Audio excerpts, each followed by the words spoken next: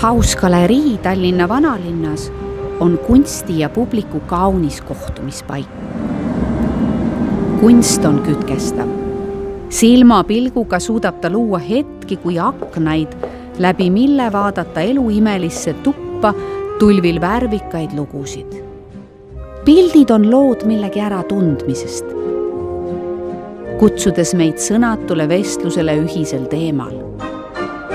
Kõnelused Eesti kunstiga ei ole liialduste rohked, pigem vaos hoitud jutuajamised, mis oma sügavusi kiht-kihilt